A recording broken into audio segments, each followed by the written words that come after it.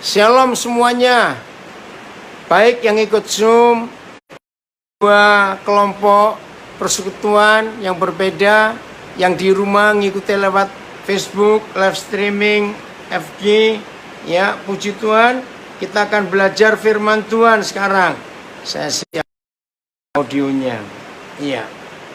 Saudara, hari ini kita akan belajar tentang keluarga. Kenapa keluarga itu penting? Ya, jawabannya karena keluarga itu satu-satunya wakil Tuhan yang ada di dunia ini. Maaf, saya berkata gereja itu bukan wakil Tuhan, tapi keluarga itu wakil Tuhan.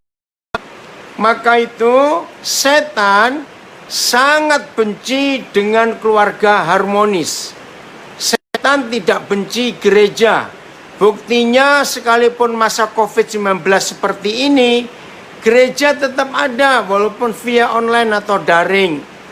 Ya, setan gak benci pernikahan. Orang menikah masih banyak. Tetapi yang setan benci adalah keluarga harmonis. Kenapa setan benci keluarga yang harmonis? Saudara perhatikan baik-baik. Segala sesuatu, ya, segala sesuatu, apa saja, baik maupun buruk sebuah kehidupan, gagal ataupun berhasil sebuah kehidupan, sakit atau sehat sebuah kehidupan, ya, pintar atau kurang pintar atau bodoh sebuah fakta hidup, ya. Apa saja dalam hidup ini selalu dimulai di rumah. Tolong catat, bukan di mall, bukan di sekolah, bukan di bandara. Segala sesuatu baik, buruk, sakit, sehat, gagal, berhasil, pintar ataupun bodoh, semua dimulai dari rumah. Saya percaya tidak ada manusia yang tidak setuju akan prinsip atau konsep ini. Rumah, rumah, dan rumah. Itu asal usul semua kehidupan jadi apa. Saudara perhatikan ini baik-baik. A home, ya. Dalam bahasa Indonesia kita hanya menemukan satu kata, tapi di dalam banyak bahasa ternyata beda. Ya, bahasa contohnya ada gereja, itu a house. Genan itu a home. Bahasa Belanda juga sama. Ada huis dan ada thuis. Huis itu a house, thuis itu a home. Bahasa Jerman juga begitu. Ya, bahasa Mandarin juga begitu. Ada Fangzhe, ada Jia. Nah, saudara, yang iblis benci bukan a house, tapi a home. Nah, a home itu surga karena suasana. Tolong perhatikan, a house bisa dibangun dengan uang. Orang yang kaya bisa bangun rumah seperti istana. Panggil, suruh gambar, ukuran tanahnya, mau rumah sebesar apa. Panggil kontraktor yang terkenal, jadi a house itu. Tapi a home tidak bisa dibangun dengan uang. Tolong catat. A home hanya bisa dibangun oleh dua orang yang berstatus papa mama, suami istri. Dan tidak sekedar papa mama atau suami istri, tapi dua orang ini harmonis. Harus sehati, sekata, seia, sepikir, harus rukun. Nah, kalau dua orang ini harmonis, rukun, seia, sehati, sepikiran, maka maaf, walaupun house-nya sederhana sekali. Kalau saya nggak bilang jelek, maaf, maka a home itu nyata. Betul ya? Jadi suasana itu yang nah, anak-anak kita akan jadi apa di masa depannya, baik, sehat, pinter, bodoh, gagal, berhasil, dan sebagainya, itu ditentukan oleh a home-nya, oleh suasana rumahnya. Lagi sekali, a house bisa dibangun dengan uang, tapi a home nggak bisa dibangun dengan uang. Orang mau punya berapa ratus miliar, a home tidak bisa dibangun dengan uang. Tapi keluarga yang papa mamanya harmonis, maka anak-anaknya bahagia, sehat-sehat, pintar-pintar, anak-anaknya dalam merusak pernikahan. Saya percaya semua setuju. Iblis sangat pintar. Maka itu iblis berhasil merusak keharmonisan keluarga. Dan berhasilnya nggak main-main, berhasil total. Iblis merusak keluarga. Maka itu ayo, mau saya sambil kerja ini ya. Maka kalau surga itu nyata, yang Facebook maaf ada gangguan? Ya.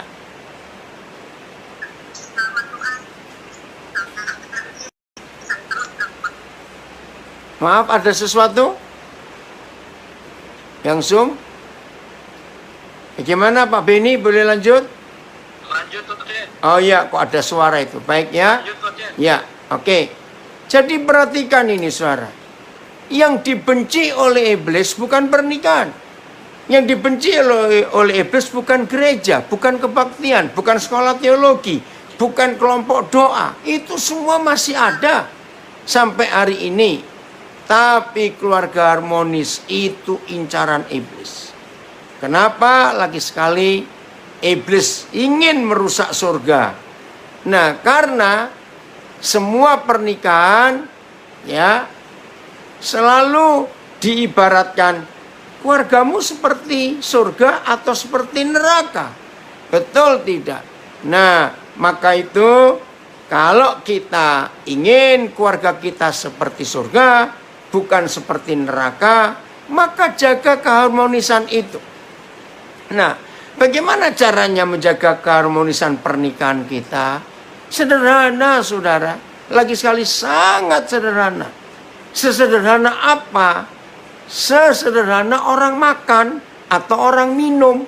Masa sih? Betul. Tolong catat.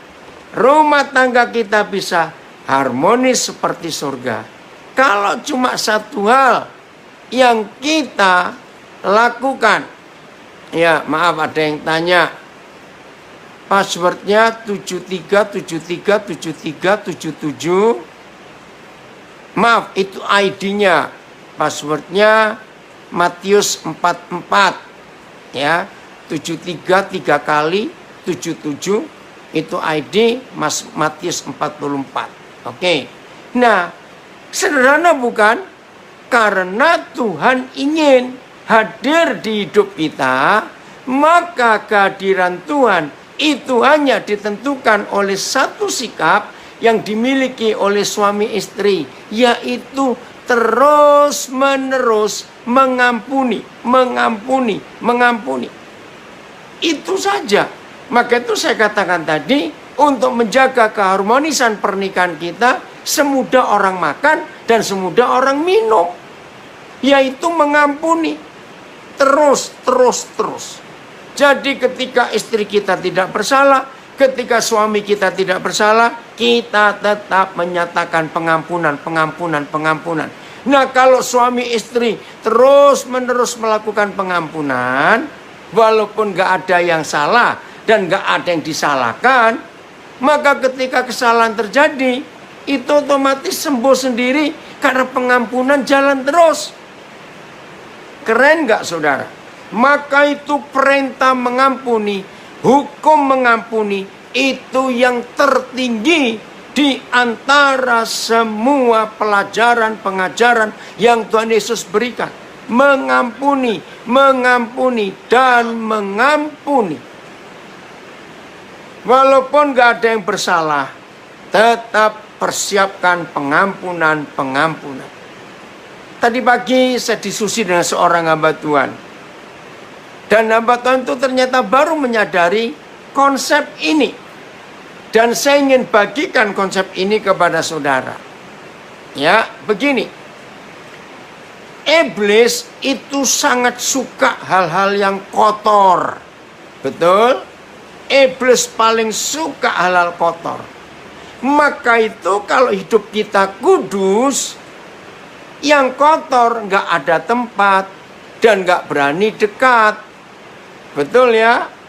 Yang kedua, iblis itu paling takut dengan kekudusan atau kesucian. Maka itu kalau kita hidup dalam kekudusan dan kesucian, yang najis, yang jahat, itu nggak bisa dekat-dekat. Mau dekat aja kepental langsung. Iblis itu kegelapan. Kalau saudara dan saya hidup di dalam terang, Yesus itu terang dunia, maka gelap itu lewat aja nggak bisa di dalam terang. Gelap kok, nggak bisa melawan terang. Perhatikan ini baik-baik saudara. Maka itu ayo kita perhatikan, di mana ada kasih, maka setan nggak bisa masuk. Di mana ada pengampunan, si benci nggak bisa datang. Di mana ada kekudusan, yang najis nggak akan masuk. Di mana ada terang, maka yang gelap minggir sendiri. Maka itu saya pesan, maaf, kepada saudara yang masih percaya, iblis itu harus ditengking, diusir.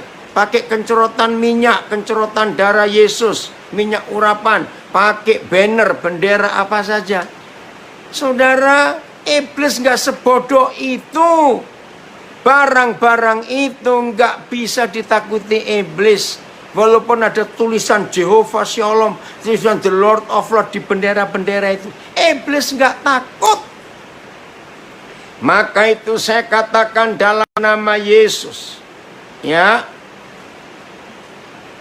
Yesus Tuhan itu cukup tanpa ditambah apa-apa. Maaf. Maka itu hati-hati dengan pengajaran Yesus plus banner, plus jubah, plus minyak urapan, plus anggur perjamuan. Tolak itu semua. Itu justru merendahkan Tuhan Yesus. Tolong catat, Yesus itu Yesus. Nggak usah ditambah apa-apa. Maka itu kalau hidup kita seperti itu, ada pengampunan, ada kasih, ada kekudusan, ada di dalam terang, maka yang lain gak bisa masuk. Nah, begitu pula dalam keluarga kita. Saudara, suatu hari saya punya pengalaman yang saya gak pernah mikir. Dan itu saya buktikan berkali-kali, bukan cuma dalam hidup saya, dalam hidup berapa teman saya juga.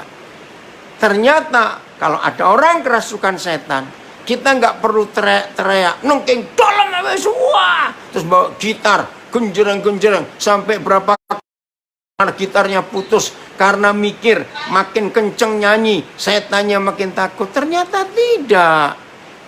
Nah, suatu hari saya ke rumah seorang hamba Tuhan, ya. Saya begitu mau masuk, kaget saya di pintu depan. terdengar teriakan-teriakan. Oh, saya tahu. Ini ada orang kerasukan setan. Suaranya mengerikan. Nah, saya dapat kode suruh masuk. Ngerti ini siapa dan kenapa sampai seperti itu. Ini anak muda lagi kira-kira umur 22. Dipegangi oleh banyak orang, saudara. Tapi meronta. Nah, begitu saya masuk, tiba-tiba setannya berteriak. Itu papanya. Itu yang mau kubunuh. Loh, kok papanya? Saya nggak kenal. Langsung Roh Kudus ingatkan. Anak itu sakit hati pada papanya. Saya nggak kenal lagi sekali. Setannya tahu. Maaf, saya cuma cerita. Karena Roh Tuhan bekerja di hidup saya untuk mempunyai hati papa. Maka itu saya kalau ketemu orang yang nggak punya papa, saya langsung rasa. Begitu saya itu papanya, aku mau bunuh dia. Oh, anak ini sakit hati dengan papanya.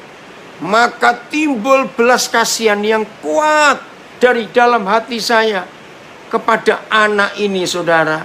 Maka saya dekati anak ini dengan hati yang betul-betul saya sayang dia. Saya pegang tangannya, dia lempar tangan saya. Saya bilang, "Nak, papa minta maaf. Karena selama ini papa nggak pernah sayang kamu. Bahkan papa sakiti kamu." Saudara, setannya berteriak. Saya nggak tahu suara apa itu. Pokoknya seperti ngusir. Saya langsung bilang, "Maafkan papa. Papa mengaku salah. Papa berdosa kepadamu." Saudara, tiba-tiba dari tangan dan kaki yang kaku tegang itu, tato lemes. Nah, begitu saya tahu dia lemes, saya bilang yang megangi, "Coba minggir semuanya." Saudara, saya duduk di dekat dia karena di lantai. Saya angkat kepalanya, saya peluk dia. Saya bilang, "Papa minta maaf, nak. Papa minta maaf. Papa bersalah." Saudara tahu, anak itu nangis, nggak berteriak lagi. Nah, semua kita tahu ya, kalau kita ngelayani orang kerasukan setan, kalau orangnya sudah lemes, berarti setannya pergi. Begitu saya peluk, saya minta maaf. Saudara, dia sembuh. Semua orang heran. Ternyata mereka sudah lebih dari 3 jam mendoakan anak ini. Setannya nggak keluar. Nah, saya datang hanya dengan kasih. Setan pergi. Itu dia. Maaf, saya beri contoh yang lain. Ini anjing. Satu hari bersama anak saya Adon Bisjem itu ya. Dengan satu tim kami 6 orang. Kami ke Maluku. Satu kota kecil namanya Masohi. Nah, saya ini sayang binatang. Oke. Kami nginap di rumah orang yang dikatakan paling kaya di pulau itu. Memang rumahnya megah sekali. Pengusaha besar. Tapi mereka sudah pindah ke Jakarta. Nah, anaknya yang mengelola tempat itu. Begitu kami masuk ke belakang, karena lewat belakang, saya kaget. Melihat ada Rottweiler, anjing. Kok mendengar Rottweiler pasti kita takut, bukan? Aduh, kasihan sekali. Dia diikat dengan rantai, tapi rantainya sudah bulat, tahu bulat ya, sampai jadi pendek sekali. Nah, saya melihat itu, saya bilang kepada pegawai-pegawai di situ, "Sejak kapan anjing ini dirantai seperti ini?" "Wih, hampir 4 tahun, Pak. Jahat dia, Pak. Dia sudah gigit berapa banyak orang. Anak-anak takut kalau ke sini." Aduh, kasihan benar. Nah, saudara, belajar ya. Saya belajar tentang anjing. Anjing itu salah satu dari 2 binatang yang Tuhan ciptakan untuk bisa mencium adrenalin. Tolong perhatikan. Binatang yang kedua itu angsa. Angsa ya, bukan bebek loh. Yang lehernya panjang itu. Nah, Tuhan ciptakan anjing dan angsa itu binatang yang bisa mencium adrenalin. Nah, adrenalin itu sebuah zat kimia di dalam darah kita yang diproduksi waktu kita gembira ataupun waktu kita tegang. Ya, perhatikan, itu adrenalin. Nah, adrenalin yang positif, kalau kita lagi gembira, lagi senang-senang, nah, maka itu Tuhan berkata lewat Amsal, hati yang gembira adalah obat yang manjur. Dan itu betul. Maka itu di zaman COVID-19 begini, sampai hari ini belum ada obatnya. Karena obatnya ada di dalam tubuh manusia sendiri. Namanya imun, kekebalan tubuh kita. Nah, maka itu ada istilah self-healing. Jadi Tuhan itu ciptakan kehidupan, itu bisa menyembuhkan diri sendiri. Asal kita ikuti aturannya. Nah, anjing itu paling tahu.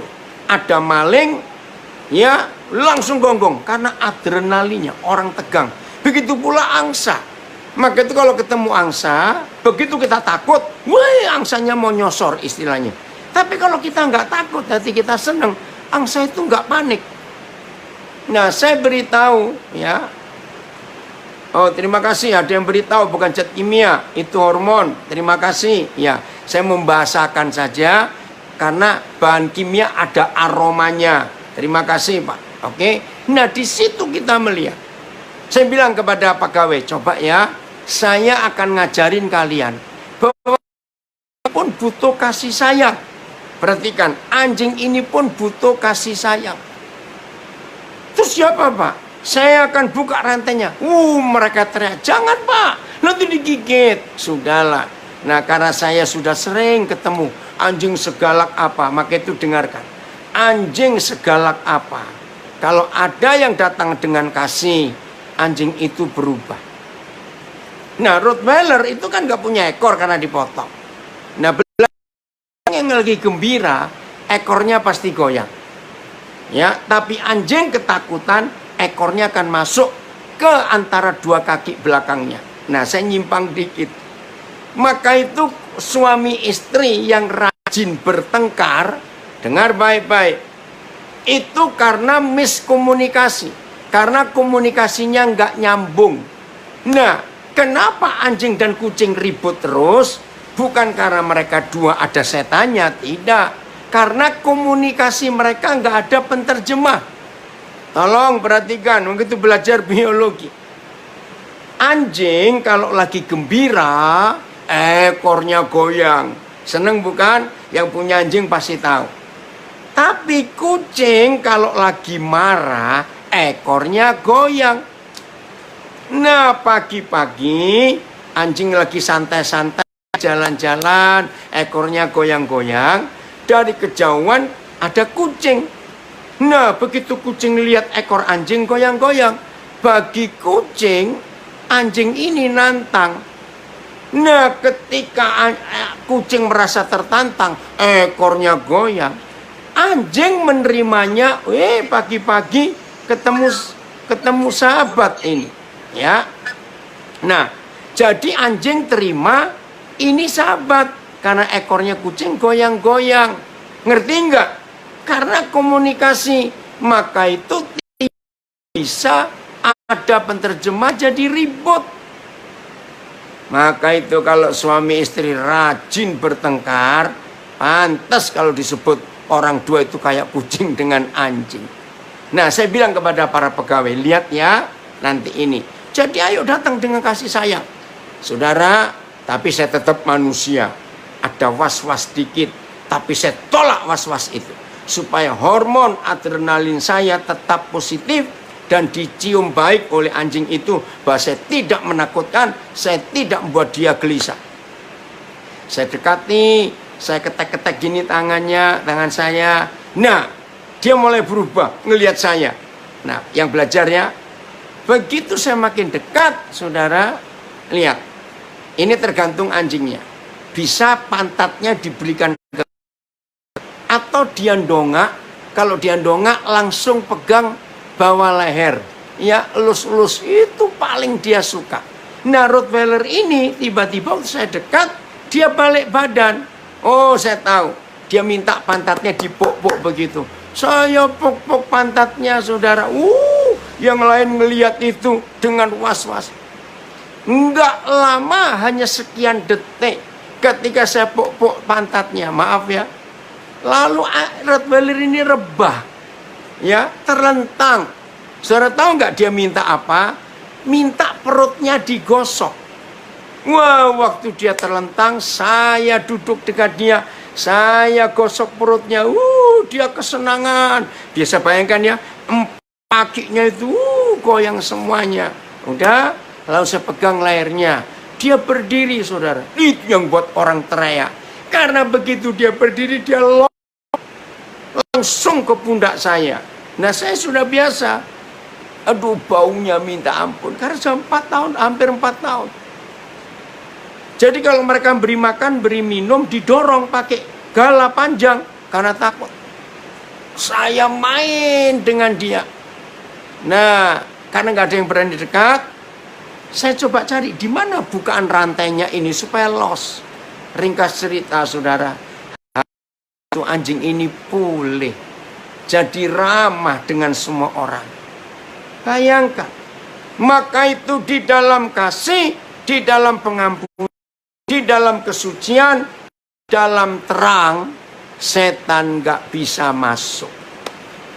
Maka itu maaf saya berkata, kalau ada di antara saudara ngikuti seminar lewat Zoom ini, belajar mendalami kebenaran lewat Zoom ini, keluarga saudara seperti neraka suasana.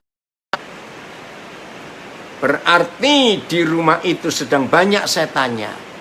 Yang nomor 1, nggak ada pengampunan suami istri. Ayo hari ini semua anggota keluarga kita mengambil keputusan untuk mengampuni, untuk mengampuni, untuk mengampuni, mengampuni dan mengampuni. Jangan mengampuni pakai syarat, jangan. Oke, saya mau bacakan beberapa firman Tuhan untuk mengampuni. Bagaimana cara kita mengampuni?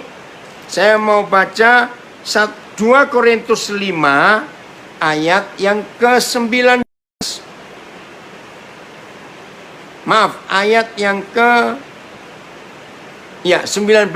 2 Korintus 5 ayat 19. Ya, dengarkan firman ini. Sebab Tuhan mendamaikan dunia dengan dirinya, dengan diri Tuhan Yesus. Oke? Oleh Kristus. Bapa di surga mendamaikan dunia dengan dirinya oleh Kristus. Nah, bagaimana caranya? Dikatakan dengan tidak memperhitungkan pelanggaran mereka. Ia telah mempercayakan berita pendamaian itu kepada kami.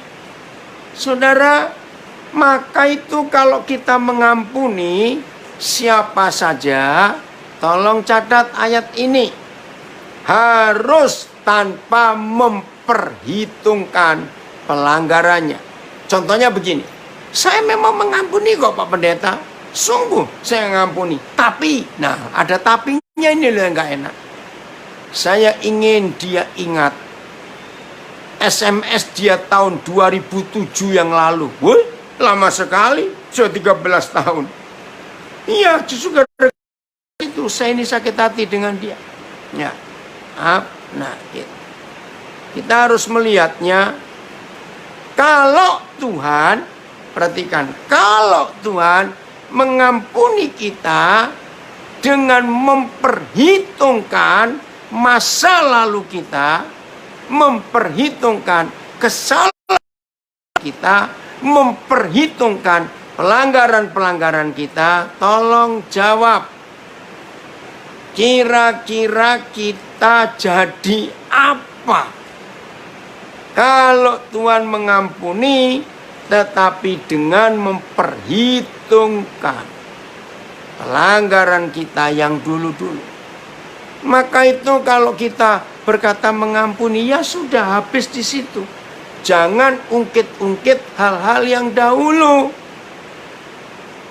Supaya setan tidak bekerja. Tolong perhatikan, tolong catat akan konsep ini. Demi surga nyata di keluarga kita, demi kebahagiaan dan masa depan yang baik untuk anak-anak kita, Maka itu mari Papa Mama, mulai hari ini dalam hidup kita, saya ulangi lagi, mulai hari ini dalam hidup kita, kita selalu dan terus-menerus mengampuni. Walaupun gak ada yang sedang berbuat salah, kita harus tetap mempersiapkan pengampunan. Oke, ayat 18, masih 2 Korintus 5. Ini cara Tuhan mengampuni kita, hebat sekali. Ya, ayat 18, 2 Korintus 5. Dan semuanya ini dari Tuhan, yang dengan perantaraan Kristus. Perhatikan, dengan perantaraan Kristus. Ngapain? Ya, saya ulangi ayat 18, 2 Korintus 5. Dan semuanya ini dari Tuhan, yang dengan perantaraan Kristus telah mendamaikan kita dengan dirinya, dan yang telah mempercayakan pelayanan pendamaian itu kepada kami. Saudara, ini luar biasa. Jadi kata telah itu penting. Telah mendamaikan kita dengan dirinya lewat perantaraan Kristus. Nah, kita tanya, berarti kapan Tuhan mendamaikan kita? Jawabannya, waktu Tuhan Yesus mati di kayu salib. Karena dengan perantaraan Kristus. Dan ini luar biasa, saudara. Nah, waktu Tuhan Yesus disalib, kita ini di mana? Belum ada. Jangan lagi kita, kakek nenek moyang kita, kakek buyut kita, belum ada. Ini yang buat saya bertobat dalam hal mengampuni. Jadi Bapa di surga mengampuni kita sebelum kita lahir. Karena Yesus kita belum ada. Jadi Bapa di surga mengampuni kita sebelum kita kenal Dia dan Dia tahu kita dalam arti fisik. Kapan Bapa di surga mengampuni kita? Sebelum kita berbuat dosa. Ini yang paling saya kaget. Kita diampuni sebelum kita lahir. Berarti kita diampuni sebelum kita berbuat dosa. Saya kagum. Dunia membutuhkan pengampunan yang seperti ini. Maka itu suami istri selalu siapkan pengampunan. Supaya begitu pasangan kita berbuat salah dan menyakiti kita, otomatis kita sudah mengampuni. Bayangkan kalau ini terjadi di luar keluarga kita. Ada orang berbuat salah, saudara. Langsung kita mengampuni. Orangnya kan kaget. Apalagi kalau sampai tanya, jadi Anda mengampuni saya sejak kapan? Oh, Tuhan saya mengajar. Saya harus mengampuni siapa saja.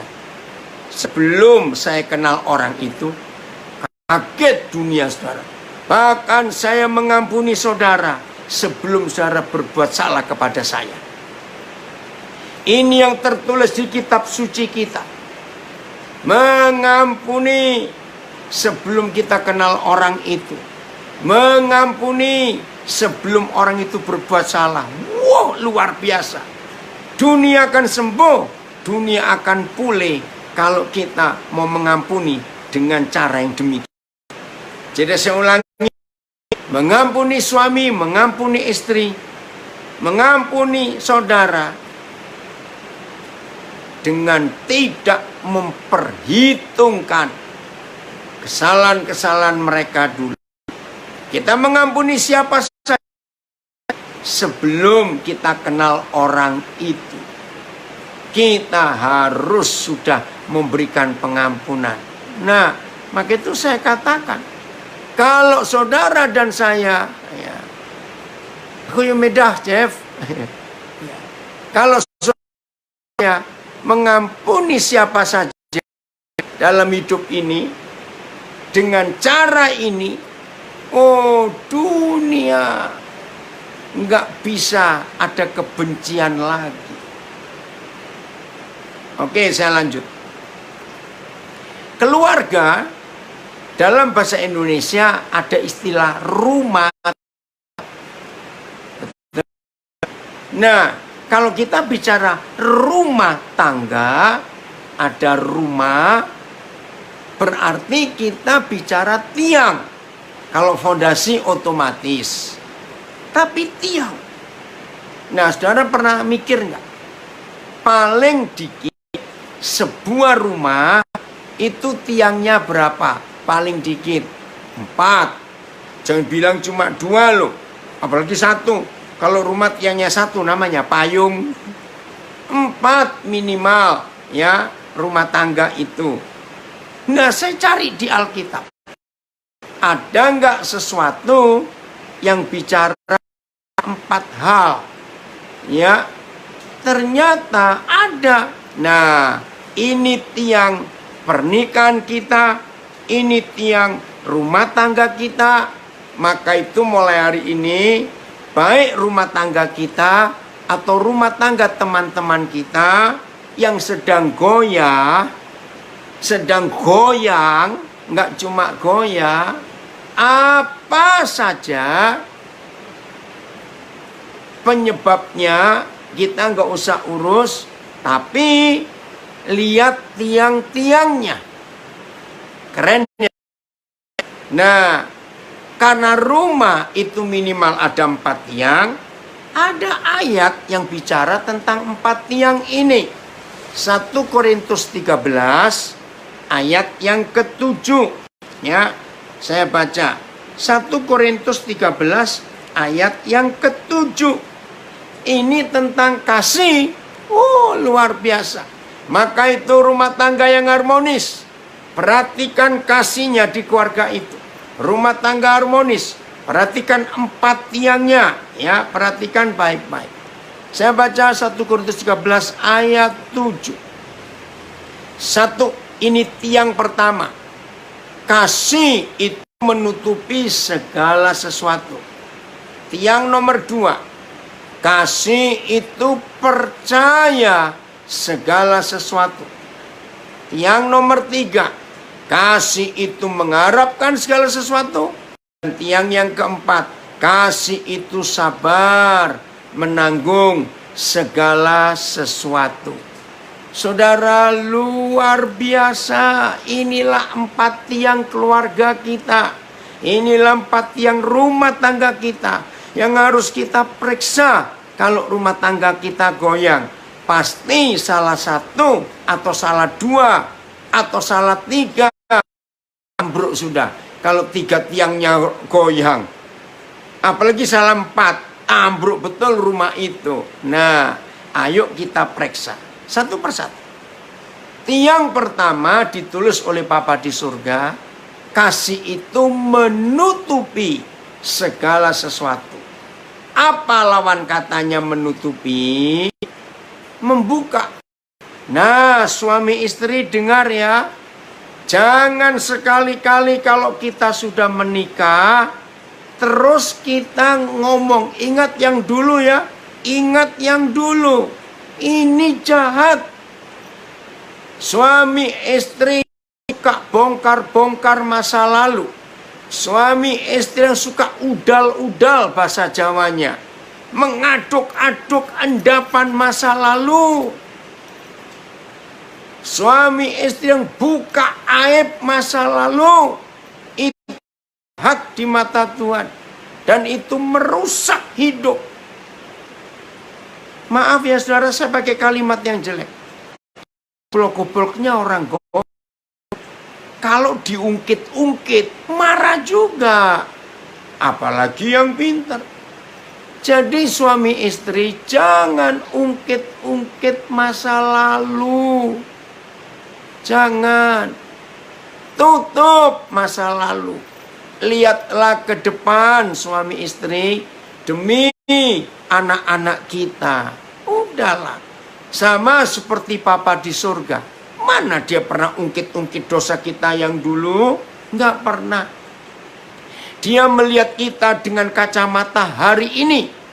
Dia nggak pernah melihat kita dengan kacamata yang dulu. Tolong perhatikan. Maka itu jahat suami istri. Jahat papa mama. Kalau selalu lihat ke belakang, lihat masa lalu. Ingat yang dulu, aib yang dulu. Dalam nama Yesus, tutup mulai hari ini. Kalau tidak, tiang kedua ini yang paling penting. Dari 4 tiang, maka tiang kedua ini yang paling penting. Disebut mempercaya segala sesuatu. Suami istri tolong catat. Sebuah pernikahan sudah resmi cerai tanpa kepengadilan kalau di antara 2 orang itu sudah nggak saling percaya. Catat. Sebuah pernikahan otomatis sudah cerai tanpa kepengadilan ketika 2 orang ini nggak saling percaya. Nah, nggak saling percaya itu namanya curiga. Ngeri, saudara. Berapa banyak rumah tangga hancur hanya karena kata orang, katanya. Berapa banyak berantakan karena percaya WhatsApp dari orang lain. Ibu, katanya bapak itu di hotel ini loh. Katanya bapak jalan dengan perempuan itu. Katanya. Maka suami istri yang tidak bisa percaya pasangannya, maka tiang kedua hancur. Percaya segala sesuatu itu bukan beriman pada Tuhan ini, Tuhan itu, tidak.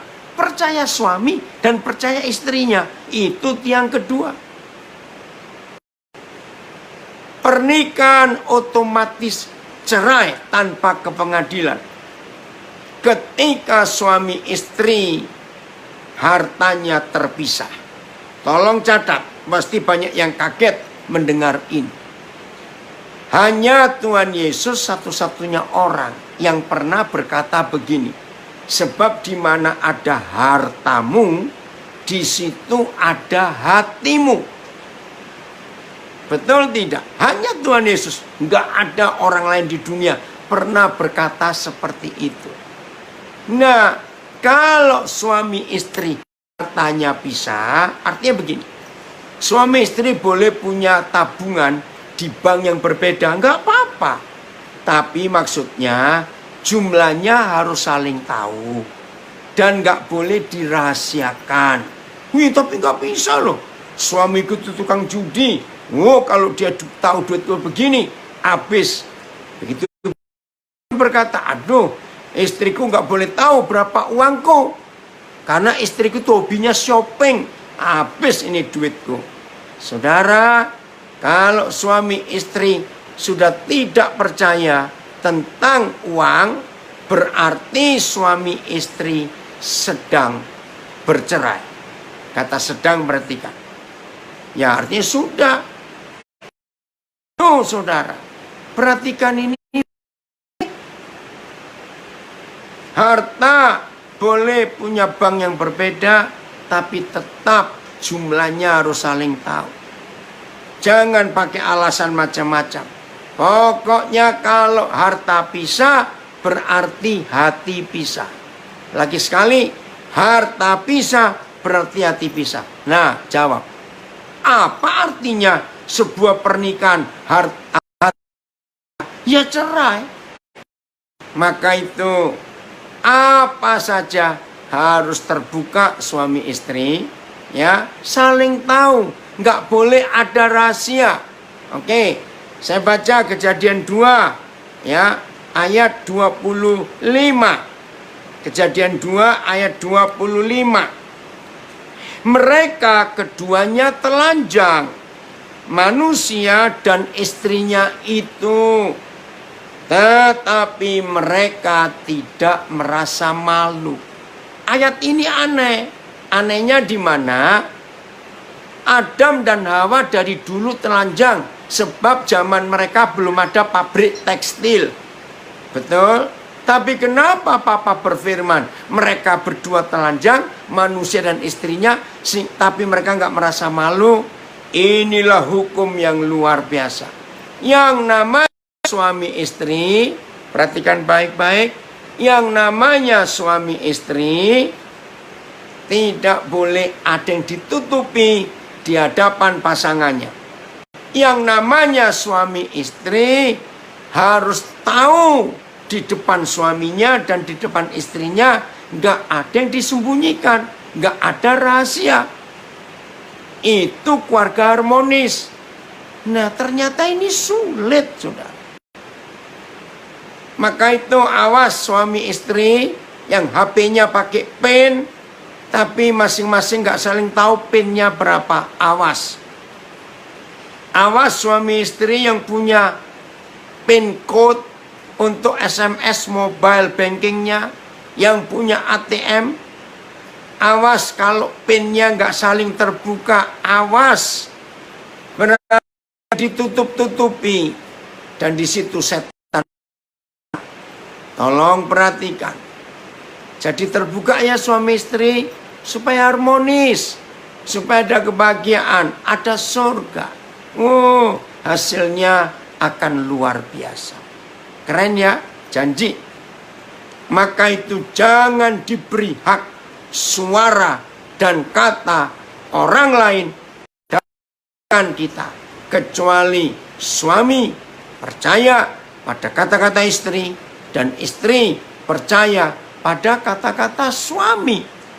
Maka setan nggak ada tempat dalam keluarga yang kompak, yang harmonis seperti itu. Saya tambah satu ayat lagi untuk tiang kedua. Matius 18 ayat 19. Matius 18 ayat 19. Begini kata Tuhan. Matius 18 ayat 19. Dan lagi aku berkata kepadamu. Perhatikan ya, apa yang Yesus katakan. Jika dua orang daripadamu di dunia ini sepakat meminta apapun juga, permintaan mereka itu akan dikabulkan oleh Bapakku yang di surga. Saya belum pernah menemukan ayat lain di seluruh Alkitab yang sehebat ayat ini. Kalau suami istri, dua orang yang sepakat itu suami istri. Kalau suami istri menjaga kesepakatan, keharmonisan, kebahagiaan, kesehatan, kesatuan pikiran, kesatuan hati. Doanya suami istri yang harmonis, yang sepakat, itu bisa mengguncang neraka, membuat iblis kalang kabut dan ketakutan. Kenapa?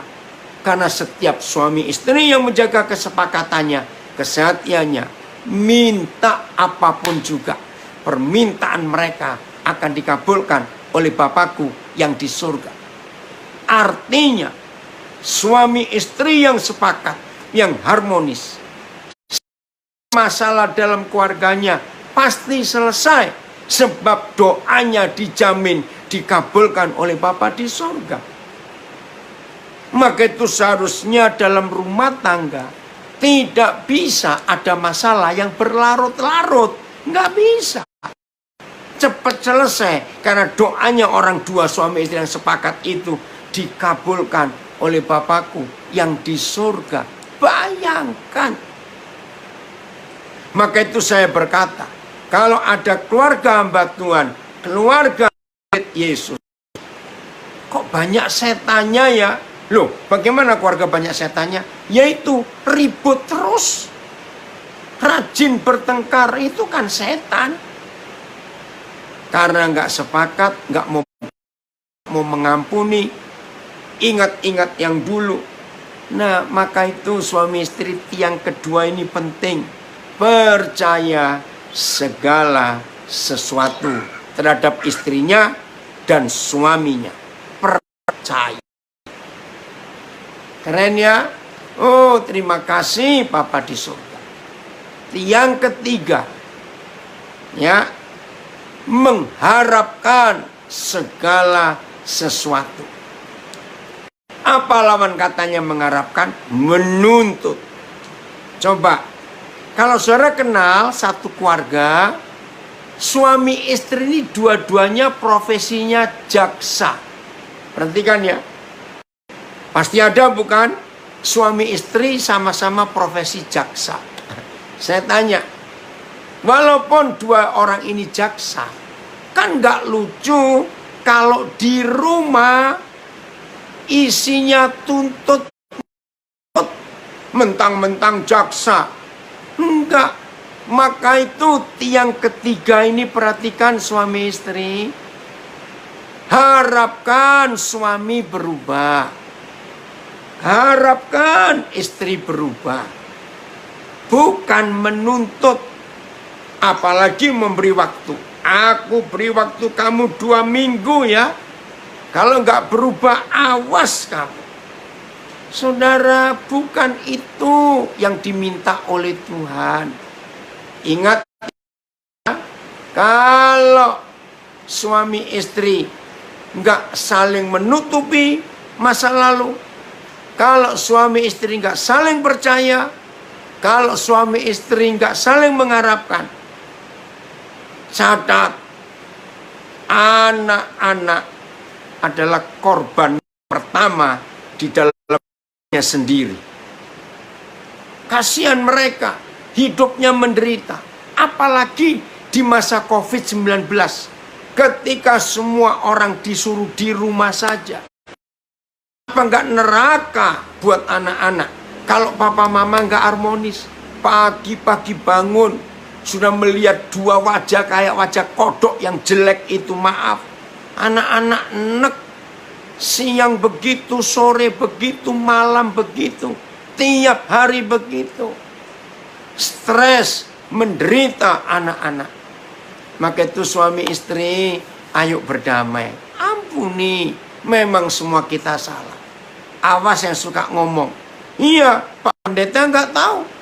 Enak ngomong. Ini suamiku, istriku ini berkali-kali buat itu. Oke, misalnya begitu. Mari kita balikkan kepada Tuhan. Jawab jujurnya pertanyaan saya. Ada nggak di antara kita yang ikut belajar ini nggak pernah salah yang sama bolak-balik kepada Tuhan? Tolong jawab. Kalau ada yang berani, oh saya jarang kok buat salah. Engkau bukan orang, tapi orang-orangan. Mana ada orang nggak sering buat salah?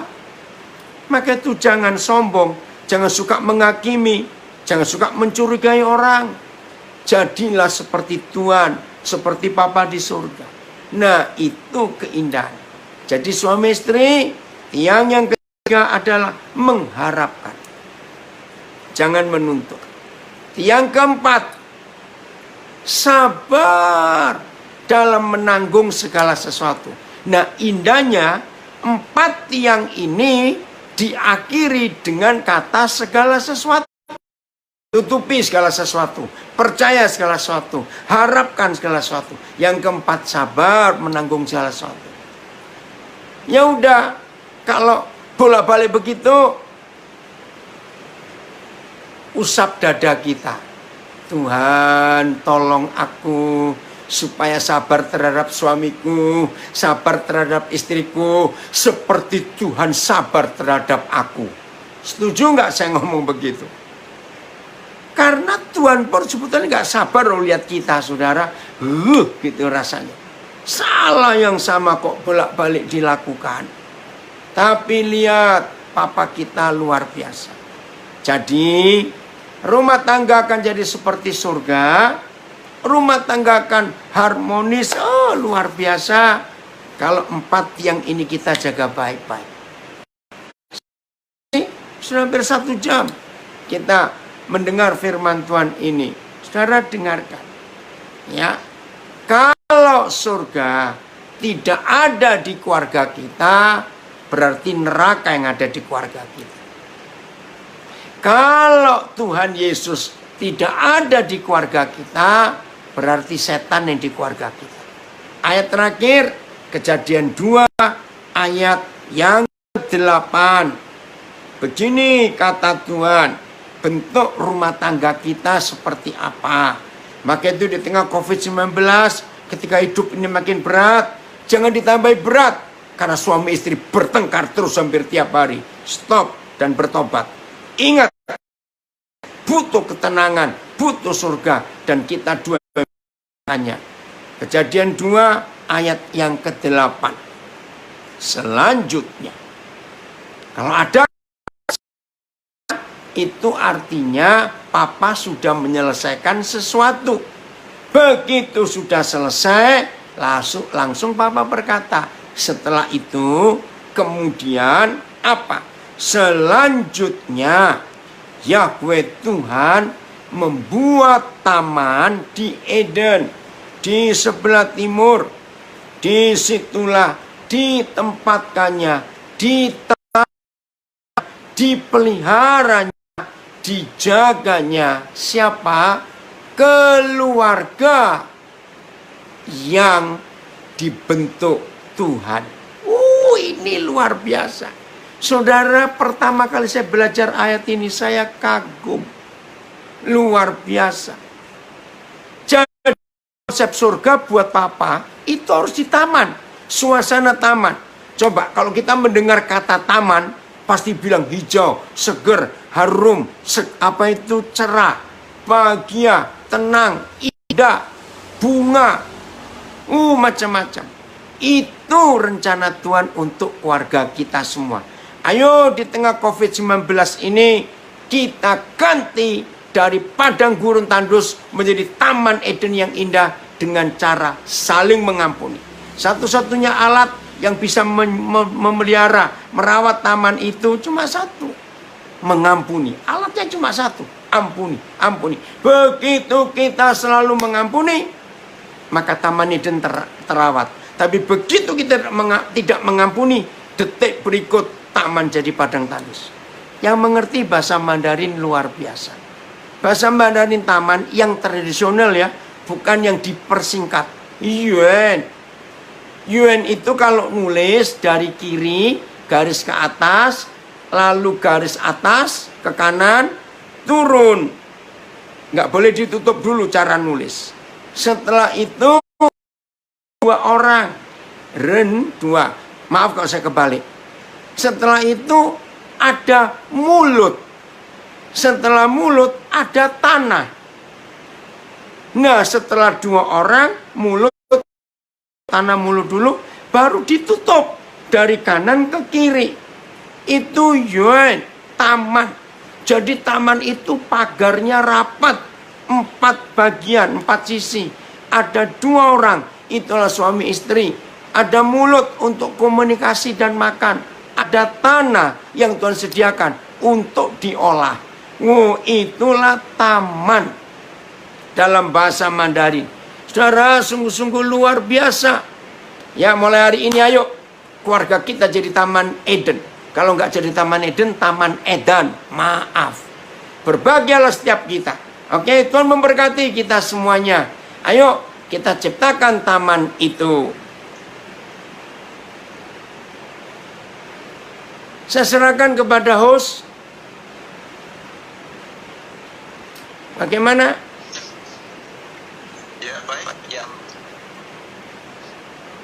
Ya, baik. Puji Tuhan. Terima kasih Bapak Daniel yang sama-sama firman Tuhan malam hari ini. Kita semuanya boleh diberkati malam hari ini melalui firman Tuhan. Tadi diberikan tema malam hari ini yaitu bicara tentang keluarga. Tapi kalau boleh saya tambahkan, kita bicara tentang keluarga yang harmonis ya, keluarga yang dikenal oleh Tuhan. Dan saya percaya malam hari ini ada hal-hal yang mungkin juga bisa kita sharing bersama atau bisa sesi tanya jawab, nanti akan kita buka. Tapi sebelumnya saya ingin menyimpulkan sedikit Bapak Ibu ya. Ada 2 hal tadi yang disampaikan di bagian awal, bagaimana Tuhan itu sebenarnya rindu membangun keluarga itu menjadi keluarga yang bahagia. Tapi dikatakan bahwa, dan dikatakan Bapak Daniel bahwa sering orang tidak tahu bahwa yang dibangun itu harusnya home-nya, bukan house-nya. Orang sering melihatnya di house-nya. Bangun yaitu dengan Kalau house bisa dibangun dengan harta, dengan uang, tetapi home itu dibangun dengan 4 hal tadi ya. Betul Pak Daniel ya? Ya, betul sekali.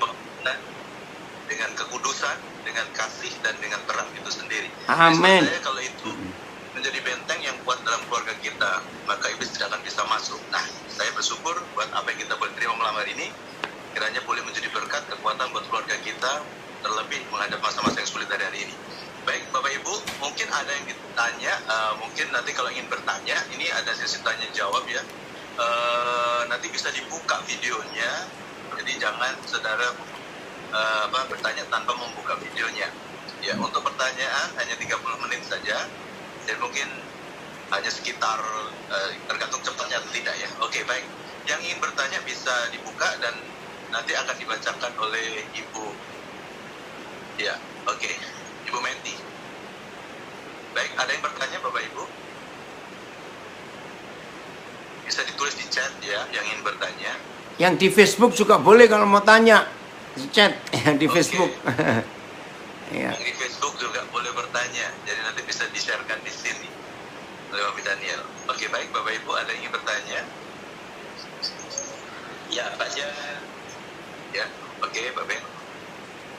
Sambil menunggu yang lain untuk bertanya, ya ini memang tugas kita ini, Koden. Oke, biasa ya Koden. Ya. Iya. Ini kan kadang-kadang ada orang yang bertanya kan, maksudnya dalam situasi dalam keluarga ada problem, mungkin istri atau suami yang bilang begini, kok selalu saya yang harus mengalah, kenapa saya yang harus mengalah, sampai ada lagunya kan itu, harus selalu mengalah. Nah itu sampai lagu rohani juga kadang-kadang dirubah. Sabar itu ada batasnya, sabar itu ada batasnya. Nah, gimana Koden menyikapi situasi seperti ini Ya. dalam rumah tangga? Belajar dari Papa di surga dan Tuhan Yesus. Saudara sadar nggak? Tuhan itu lebih sering mengalah kepada kita daripada kita. Betul atau salah Pak Beni? Tuhan itu lebih sering ngalah loh kepada kita.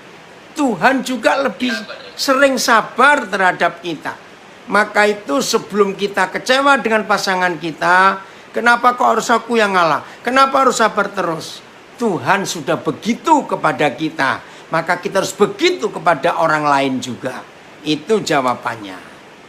Jadi semua diaplikasikan. Begini ya saudara, ini nggak cuma untuk suami istri, tapi untuk setiap kita yang sedang kecewa dengan seseorang.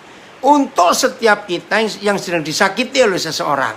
Begini, sebelum kita bereaksi untuk membuat sesuatu tindakan, keputusan terhadap orang yang mengecewakan kita dan yang menyakiti kita, begini. Coba tenang sebentar, duduk yang enak, mikir. Kira-kira, tolong ya hamba-hamba Tuhan, ini teori yang saya dapat dari Roh Kudus yang bisa menolong banyak orang. Kira-kira kalau aku buat hal itu, yang dibuat orang itu kepada kita loh. Kalau aku buat itu kepada Tuhan Yesus, kira-kira Tuhan Yesus melakukan apa? Nangkep nggak pernyataan ini Pak Beni? Nangkep ya? Nah, begitu kita tahu kira-kira Tuhan Yesus buat apa terhadap kita, kalau kita melakukan apa yang orang itu lakukan terhadap kita, begitu kita langsung tahu, begini yang Yesus buat, ya kembalikan perbuatan Tuhan Yesus kepada kita untuk orang itu. Ini luar biasa saudara. Maka suami istri akan penuh dengan damai. Amin. Ya sudah, ayo Ben lagi. Jadi jangan dibuat lagu ya, jangan dibuat lagu. Kenapa? Ya, biasanya Pak Beni banyak tanyanya. Jeff, jangan cari gara-gara ya. Yang penting bukan Taman Eden ya, tapi Taman Eden. Iya, jangan Taman Eden ya. Awas.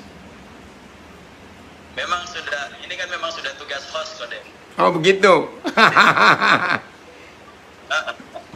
Sebenarnya ini boleh juga untuk semua ya. Jadi ini ada yang mau tanya, mari silakan. Apa itu? Bisa dibacakan? Tolong ya, ini dari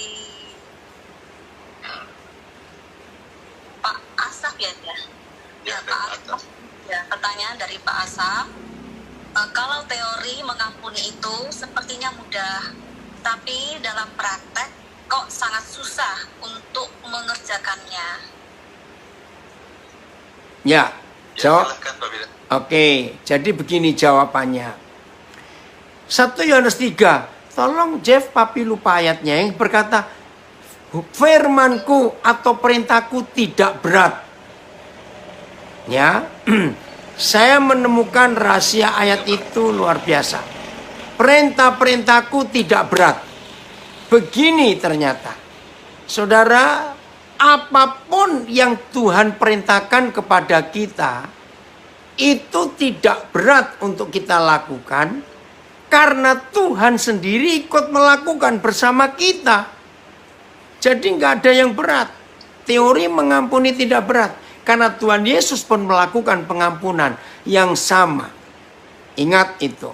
Maka itu Matius 11 berkata, kokku enak, bebanku ringan. Karena dipikul bareng Tuhan Yesus. Jadi ketika dia memberi perintah kita mengampuni, bukan cuma teori, dia pun mengampuni. Maka itu ketika dia di kayu salib, dia berkata, Tuhan ampuni mereka. Sebab mereka nggak tahu apa yang diperbuatnya. Jadi dia juga mengampuni. Ya, dia menyuruh kita menyeberang lewat air. Yesaya 43. Dia berjanji nggak akan hanyut. Kenapa? Karena aku menyertai kamu. Masih Yesaya 43. Kamu nyebrang, kamu masuk lewat api, melewati api. Jawaban Tuhan Yesus, kamu nggak akan dihanguskan. Lu kok bisa? Karena aku ikut masuk ke api itu. Ingat Sadrak, Meshak, Abednego, ada Yesus di situ. Jadi yang bertanya tadi, nggak ada yang berat perintahnya, sebab Tuhan Yesus sudah melakukan. Oke, yang lain?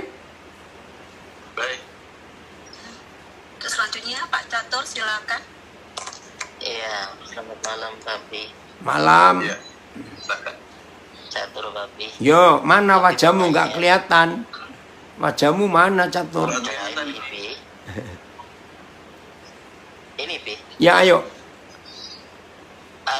Saya mau tanya untuk, kan ada namanya karakter-karakter kayak Sanhui. Iya, melankolis. Ini ya, maksudnya persona melankolis, Ya, koleris. apa? Ayo, langsung. Pertanyaanmu langsung. Kadangkala, ya, itu kadangkala kayak jadi semacam ini loh, Pak, benturan. Nah, gimana supaya hal itu bisa lebih dieliminir, caranya kayak apa ya, Pi? Oh, gampang sekali. 2 Korintus 5:17 itu jaminan kita. Barang siapa di dalam Kristus, dia itu ciptaan yang baru. Yang lama sudah berlalu, yang baru itu terbit. Jadi siapapun kita, perhatikan ya, siapapun kita bisa diubah karakternya kalau kita di dalam Kristus. Maka itu tolong saudara-saudara, kalau kita mau diubah, jangan berkata begini, lo memang karakter terus sanguin kok, aku ini flagmatis kok. Nah, itu alasan untuk orang itu nggak mau berubah. Jadi di dalam Kristus semua ciptaan baru. Jadi jangan pakai tameng, pakai perisai untuk kita dimaafkan kelemahan kita. Tidak boleh. Jelas ya, Catur? Oke. Jelas Papi, Ya. terima kasih. Ayo yang lain. Oke. Pak Budi Santoso. Pak Budi mau tanya. Ya, Ya baik, terima kasih Pak. Jadi tadi masalah dalam keluarga itu jangan harus kasih itu menutupi segala sesuatu ya. Kebalikannya kan kita jangan mungkin masalah yang lalu gitu ya. Nah, saya ada satu cara, apakah ini bisa dibenarkan gitu ya menurut firman Tuhan bahwa untuk menjelaskan sesuatu kepada pasangan hidup saya terpaksa harus mengambil contoh-contoh yang lalu-lalu gitu ya. Karena itu hanya, tapi saya tidak bermaksud untuk mengungkit, tapi hanya untuk menunjukkan bahwa kesalahan-kesalahan yang terjadi itu seperti itu. Sehingga dengan penjelasan seperti itu pasangan saya agar bisa mengerti, bisa paham. Nah, tapi saya bukan bermaksud untuk mengungkit-ungkit masa lalu. Itu bisa nggak, Pak Pendeta? Terima kasih pertanyaan saya. Bisa, Pak Budi. Itu istilahnya belajar dari pengalaman. Ya, nah, mengungkit itu motivasinya benci, nggak suka. Mengungkit itu dasarnya menuduh. Kamu kan dulu begitu. Nah, itu mengungkit. Tapi kalau mengingatkan pengalaman masa lalu, nah itu kita bisa belajar. Ya, jadi beda sekali antara mengungkit dengan mengingatkan masa lalu untuk kita belajar. Jelas ya? Oke, yang lain? Terima kasih. Sama-sama. Oke, Bapak Ibu, yang lain yang mau bertanya silakan. Kita tunggu yang mau bertanya. Ya, Koden, sambil kita nunggu yang lain bertanya, ya mau tidak mau saya yang masuk ini, Koden. Silakan. Ya. Ayo. Saya mau tanya bagaimana kira-kira? Ya. Saya mau bertanya, boleh nggak? Oh, boleh. Silakan. Koden. Ya, dari Bali. Dari Bali, Koden. Ya, oke. Gimana? Iya, Koden. Ini berkaitan dengan tema yang tadi di-sharingkan. Antara memaafkan dan melupakan itu, Koden. Antara memaafkan dan mengampuni. Kebetulan saya bagikan ini ke rekan-rekan saya yang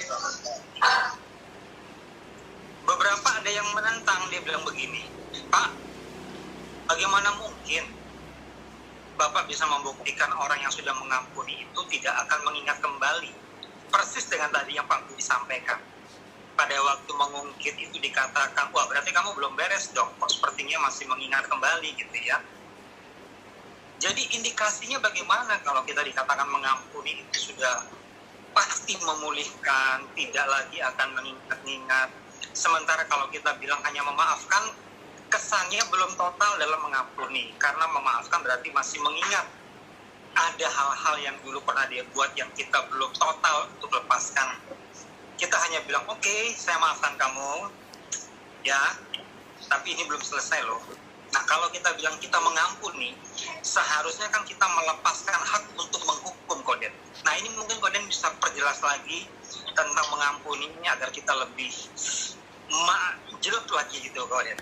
Terima kasih. Ya. Oke, bukan cuma untuk James, tapi untuk semua kita. Selalu aplikasikan ke Papa di surga terhadap kita. Ya.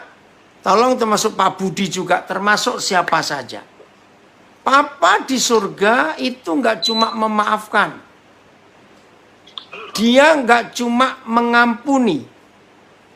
Tapi dia melupakan. Tolong. Nah, Matius 5:48, Tuhan Yesus berkata, haruslah kamu sempurna seperti Bapamu yang di surga itu sempurna. Nah, salah satu kesempurnaan Bapa di surga, dia nggak cuma memaafkan kita, dia nggak hanya mengampuni kita, tapi dia melupakan. Mazmur 103 ayat 12, sejauh timur ke barat, begitu dia buang dosa kita. Jadi, kalau ada manusia-manusia Kristen, tapi berkata nggak bisa, ya dia belum murid Yesus.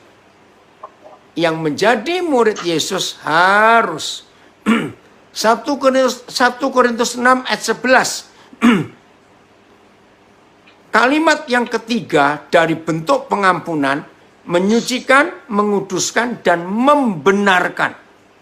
Nah, membenarkan itu artinya dalam bahasa Yunani ke Indonesia dianggap nggak pernah berbuat salah. Saudara-saudara ingat kejadian Petrus menyangkal 7 kali. Petrus bukan cuma 3 kali menyangkal, 7 kali. Pasti banyak yang nggak tahu. Kok bisa? 3 kali malam itu.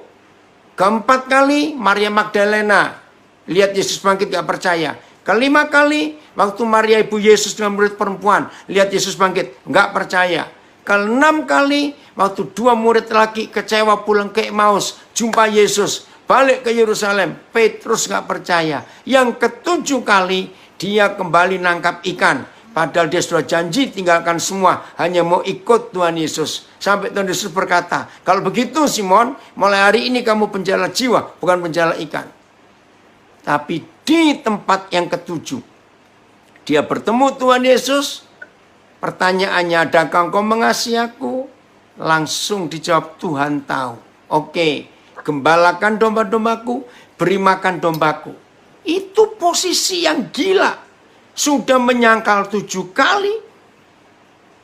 Pakai sumpah lagi di Injil Markus.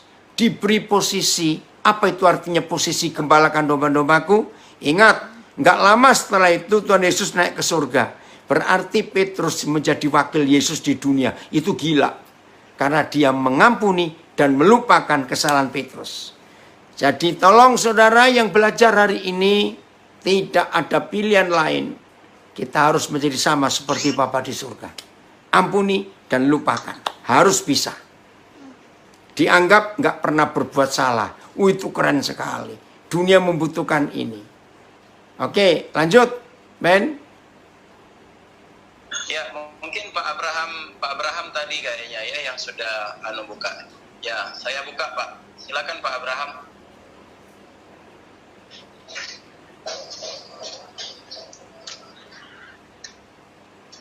Pak Abraham? Ya, oke, mungkin enggak bertanya ya. Jan dulu. Gimana ya? Dari sana kayaknya. Dari Pak Abraham. Ya, yang lain silakan bagi Bapak Ibu yang mungkin mau bertanya, saudara bisa di situ ada raise hand, saudara bisa raise hand. Kita akan buka audionya. Oke, sambil menunggu yang lain, kalau ada yang bertanya, Koden, saya mungkin mewakili yang lain. Saya coba ajukan satu pertanyaan ini lagi, Koden. Silakan. Ya, bagaimana dengan KDRT? Ya, karena biasanya kalau KDRT begitu, yang jadi korban kebanyakan kan perempuan. Ya. Dan itu hanya 1-2 kali yang dilakukan. Nah, bahkan bisa setiap hari. Ya, ada latihan tinju di sana sampai wanitanya jadi mata panah, bengkak sana bengkak sini. Nah, itu kira-kira sikapnya gimana, Koden? Oke, ada 3 langkah. Nomor 1, siapkan tetap pengampunan. Nomor 2, keluarga atau teman-teman yang kenal mereka itu harus jadi penengah. Ya, pisahkan sementara. Pisahkan, bukan cerai ya, pisahkan. Ya, entah mau istri ditaruh mana, suami taruh mana, tergantung kelompoknya, komunitasnya pada waktu itu. Ya. Nah, terus dilayani. Suami ini dilayani. Kenapa kamu kok kasar pada istrimu? Nah, istri pun ditanya, apa yang menyebabkan suamimu emosi? Nah, kelompok ini, komunitas ini akan menolong. Yang ketiga, kalau sudah begitu tidak bisa, maka serahkan ke hukum. Kan ada undang-undang yang ditetapkan oleh pemerintah. Nah, jadi baru langkah hukum itu yang ketiga. Ya, tetap nggak boleh cerai. Jelas, Ben? Ya, yang pertama harus tetap sikap mengampuni. Yang kedua ada komunitas yang menolong, pisahkan dulu. Layani suami, layani istri. Kalau nggak bisa, baru ketiga tindakan hukum. Ada hukumnya kok, KDRT ini. Ya, oke. Yang lain? Saya mau nanya ya, Koden. Ya. Ya, silakan.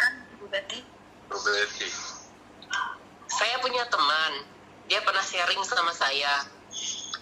Jadi dia dari awal menikah itu sudah komitmen untuk keuangan itu jadi satu. Jadi mereka buka rekening bersama. Nah, dalam perjalanan pernikahan itu betul semua uang masuk dalam rekening yang sama, tapi yang pegang suaminya. Padahal yang punya usaha lebih maju istrinya, bahkan akhirnya suaminya kerja di kantor istrinya. Tapi tetap uang itu dipegang suaminya. Nah, tapi di perjalanan istrinya itu tidak boleh pegang uang sama sekali. Bahkan kalau mau belanja itu suaminya yang antar. Jadi kartu kredit semua yang pegang suaminya. Jadi kalau istrinya hanya pegang uang hanya untuk cukup beli sayur di abang-abang depan rumah. Kalau mau beli bedak aja itu harus ngajak suaminya, nanti suaminya yang bayarkan. Jadi istrinya itu betul-betul nggak boleh pegang uang. Jadi si istri ini teman saya, dia pernah cerita sama saya, dia tuh bertahan hanya karena anak-anaknya, dan juga karena dia nggak bisa kabur atau nggak bisa ngapa-ngapain karena dia nggak punya uang sama sekali. Bahkan kalau dia mau pergi aja, kalau suaminya pergi, mobil itu digembesin tuh rodanya, sehingga si istri tuh nggak bisa pergi kemana-mana gitu. Ya. Nah, kalau yang sudah seperti ini gimana? Oke, ini untuk semua saudara, komunitas itu penting. Maka itu sekedar ke gereja, itu bukan komunitas karena saling nggak kenal. Oh saudara, hari-hari ini di masa COVID-19, saya menekankan komunitas. Itu penting sekali. Nah keluarga seperti itu berarti nggak punya komunitas. Nah kalau ada komunitas, maka suami nggak akan sekejam itu, nggak akan sesadis itu. Karena pasti komunitasnya akan mengingatkan. Nah begitu pula istri punya komunitas itu penting, bisa cerita kepada komunitasnya. Nah yang kedua, aneh juga kalau sampai begitu istri diam saja. Kan bisa ngomong ke temannya atau siapa saja yang bisa bantu. Seganas-ganasnya suami nggak akan selama itu sampai sekejam itu. Jadi masalahnya saya nggak cuma menyalahkan suami, tapi menyalahkan istrinya juga. Kenapa nggak bisa ketemu komunitas lain? Lapor, harusnya cerita supaya saling dilayani. Jadi ayo saudara, mulai hari ini kita berbagi di masa COVID-19 ini. Buka mata kita, buka telinga kita, buka hati kita untuk kita bisa mendengar, melihat apa yang terjadi di sekitar kita dan kita buat sesuatu. Kiranya ini bisa menolong ya Betty. Ya, ada yang lain? Ya, Pak. Ya, silakan. Oke, Pak Daniel, saya ini wakil yang lain juga ya. Ya. Gini, kalau tadi kan dibilang memang komunitas itu penting ya. Berarti kan tanpa disadari, berarti masuk orang ketiga gitu ya istilahnya ya, keempat, kelima dan seterusnya. Maksudnya komunitas yang seperti apa? Itu mungkin pertanyaan pertama. Yang kedua, kalau kita memasukkan orang yang lain dalam keluarga kita itu yang pas kriteria seperti apa? Apakah gembalanya atau siapa gitu, mungkin yang lain yang bisa jadi apa istilahnya untuk bisa menjadi penengah dalam setiap persoalan yang dihadapi dalam keluarga. Bagaimana, Bi? Saya mau baca Kisah Rasul pasal 2. Ya jelas sekali. Ya. Saya di mana-mana punya komunitas untuk saling berbagi, untuk saling cerita, dan nggak perlu segen, nggak perlu takut kesalahannya ketahuan. Oh indah sekali, saling terbuka. Kisah Rasul 2 mulai ayat yang ke-41. Judulnya menarik, cara hidup jemaat yang pertama. Atau tema lain, pola hidup gereja mula-mula. Ya. Orang-orang yang menerima perkataan Petrus itu, firman itu, memberi diri dibaptis. Dan pada hari itu jumlah mereka bertambah kira-kira 3.000 jiwa. Mereka bertekun. Ya, nomor 1 ini, bertekun dalam pengajaran rasul-rasul. Suka firman Tuhan. Ini hobi yang paling indah untuk komunitas. Ya. Dan dalam persekutuan ada fellowship yang akrab, yang erat satu dengan yang lain. Yang ketiga, dan mereka selalu berkumpul. Ini komunitas ya, untuk memecahkan roti dan berdoa. Artinya makan dan perjamuan kudus. Kompak mereka. Lalu hasilnya bagaimana? Maka ketakutanlah mereka semua. Sedang rasul-rasul itu mengadakan banyak mujizat dan tanda. Dan semua yang telah menjadi percaya tetap bersatu. Dan segala kepunyaan mereka adalah kepunyaan bersama. Dan selalu ada di antara mereka yang menjual harta miliknya. Lalu membagi-bagikannya kepada semua orang sesuai dengan keperluan masing-masing. Jadi Jeff, otomatis bukan dilibatkan. Contoh hari ini ya, kami dalam komunitas di Nabire. Tadi sore jam 5 kami di sini ya, jam 3 di Jawa. Salah seorang guru kami, tiba-tiba pendarahan hebat sekali. Nah, langsung dibawa ke rumah sakit. Ternyata, dia sudah lama, cuma dia nggak ngomong. Nah, harus operasi kandungan, mendadak sore ini. Perlu 3 kantong darah golongan O. Nah, kami punya grup, langsung di-broadcast. Saudara, sampai pihak rumah sakit heran. Berkali-kali komunitas kami ini diakui oleh rumah sakit. Begitu ada pasien yang nggak kenal sekalipun, ya, kalau mau donor darah, mereka berkata, pasti ini orang-orang pesat, orang-orangnya Pak Daniel. Luar biasa, cepat komunitas itu bertindak dan merasa aman. Orang-orang nggak merasa segan untuk kontak.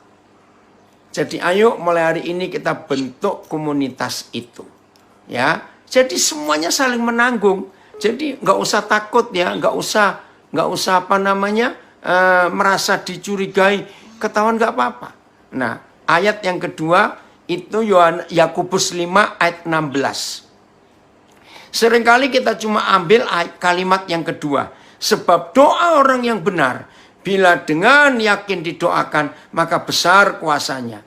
Nah, kita lupa, hampir semua pendeta kalau khotbah ayat itu hanya sepotong. Tapi nggak baca lengkap dari kalimat pertama, ayat yang ke-16. Kapan kita bisa jadi benar?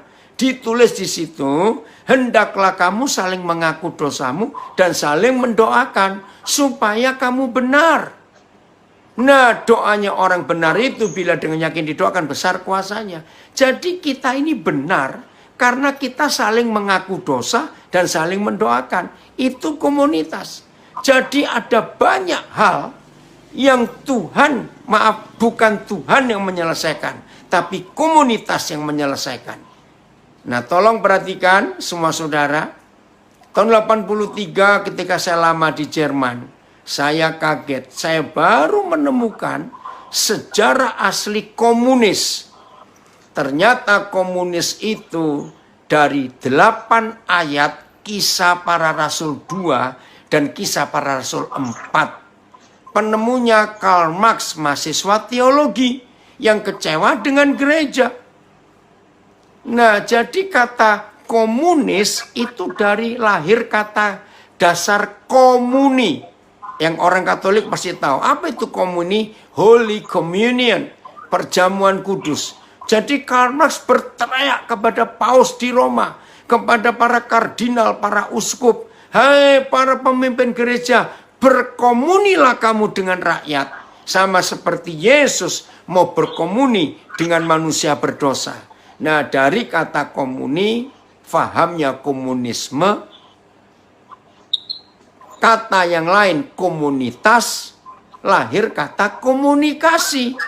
Ternyata kata komuni itu dari Alkitab.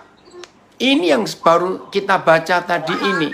Nah, maka itu penting ya komunitas itu. Jelas ya, Jeff? Oke, lanjut. Jelas, Bi. Iya. Nah, ini masih ada satu pertanyaan lagi ya. Iya, tolong terakhir ya, karena habis ini saya on air di radio. Jadi sepertinya memang terakhir, Pak Daniel. Iya. Ini Bro Ricky Semen. Ya, oke. Hamba Tuhan, anak jalanan di Kelapa Gading. Kemarin ketemu di grup satunya. Oh iya, iya. Oke. Mari silakan. Sabtu jadi ya? Sebentar dulu Mas. Sabtu jadi nggak? Jadi. Oke, ya udah. Lanjut. Jadi. Ah. Ya, ngana sugo dek sekarang saya mau tanya, kenapa orang lebih suka bergereja hari Minggu daripada berkomunitas? Itu aja. Jawabannya sangat nggak enak. Gereja hari Minggu tempat kumpulan orang-orang munafik. Gereja hari Minggu bisa menyembunyikan diri di balik pakaian yang indah. Di dalam komunitas kita nggak bisa menyembunyikan kelemahan kesalahan kita. Maka itu iblis benci komunitas. Iblis suka kebaktian Minggu. Karena dari kebaktian Minggu kita bisa sembunyi. Apalagi kalau kebaktian Minggu itu satu hari 6 kali kebaktian. Orang nggak bisa komunikasi, nggak bisa fellowship. Karena dikejar-kejar cepat keluar. Karena kebaktian berikut masuk. Parkir juga terbatas. Puji Tuhan, adanya COVID-19. Kita nggak bisa lagi kumpul-kumpul seperti dulu. Ya, itu jawabannya. Ayo kita bentuk komunitas di mana-mana yang bisa terbuka, nggak ada rahasia lagi.